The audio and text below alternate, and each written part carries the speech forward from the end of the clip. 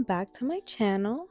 Today we're going to be doing a Wispy volume refill, technically a full set, but since there's still lashes on there, well, let's call it a refill. And I didn't end up finding my Bella Lash primer. They are still selling it, so I am really happy about that. So here I am just using it. And sadly, the whole entire video didn't record, so I only was able to get a little clip of me doing the outer corner lashes, but I will be putting up the lash map anyways and explaining kind of what I did. So we're going to be starting by doing a 12mm D curl. So for the base, it's going to go 11mm for the shortest in the inner corners, then goes 12, 13, 14 at the longest length, and we're doing a doll eye, so the longest lengths go in the middle, right? And then we end with 13 and 12 for the outer corners. Alrighty, so here I am just measuring. I was kind of lost because I know last time we were doing 15mm before, and we had changed the length, so I was just making sure that it was a 14mm. Sometimes whenever you're confused, you just gotta go in there and measure with the other lashes if you are confused, to really make sure you're getting the correct lengths on there. Okay, so here I am just placing some 12mm on the outer corners, and for this style I am doing my fans a little more fluffy. Let me know if y'all want a video of me showing how I fan the different types of lashes, like how to create a closed fan versus a open fan versus a spike, and showing how to just place them on the natural lash. So yeah, for this style we are going to be doing like a mixture of closed fans and open fans, mostly using closed fans because I feel like it just gives it a more secure look. We want them fluffy, but we don't want like mega fluffy. So yeah, we're just going to be incorporating some open fans in there just to add a little fluff to it, but for the majority we're going to be doing closed fans, and also we'll be adding in our spikes that are 2mm longer than our base length. This is just so we can really create that wispy effect. We want those spikes to show through the base of our lashes. So yeah, here I am just applying the spikes. So this is a 14mm CC curl, and I like using CC curl because it does have a more relaxed curl, so it adds the length to it. And like the CC curl really just allows you to really see those spikes come through the lashes. If you were using D curl all around, I would just suggest you do 3mm above instead of just 2. And if you do want something more dramatic, you can just go up 1 more millimeter with the CC curls. But that's totally up to you and what your client wants.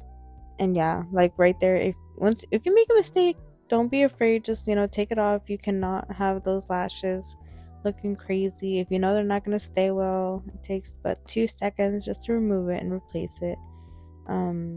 Yeah, so back to the curls. Yeah, so you just kind of gotta play around with your curls and see what works for you.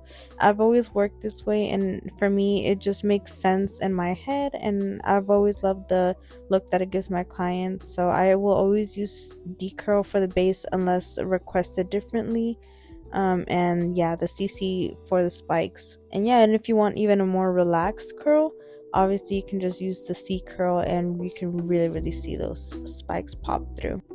Another thing that I really like doing whenever I place a lash and I'm coming back to the other eye, I like to always check and make sure that the previous lash that I put on there is not stuck to anything. This is just me double checking, so in the end I really don't have anything to double check on. Like, I'm double checking as I go and just making sure that nothing is stuck.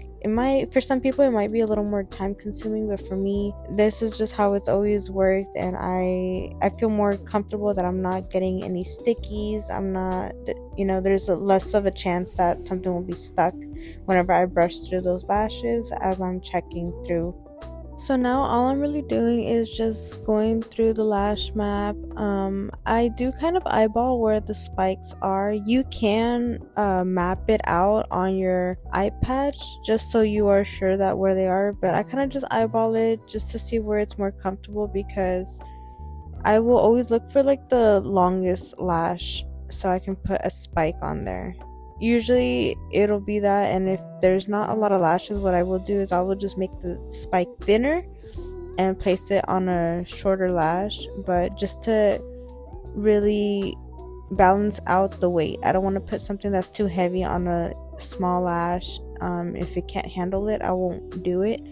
But yeah, so the thicker the lash, the longer natural lashes that I'm looking for. The thinner, I can look for maybe like a medium sized lash rather than having to forcefully look for a adult lash.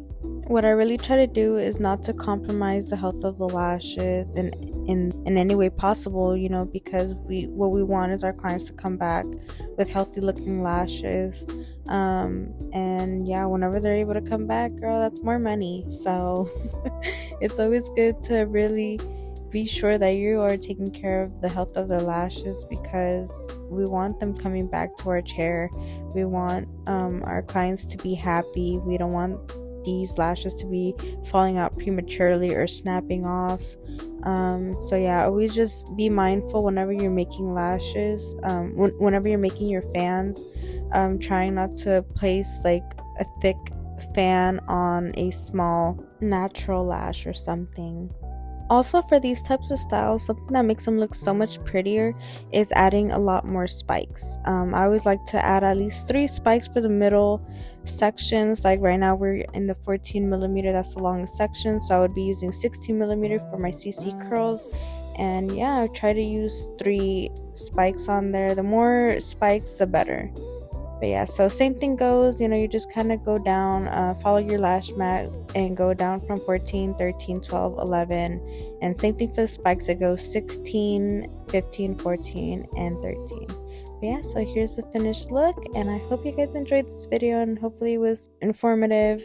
Thank you guys so much for watching, and I will catch you on the next one. Bye.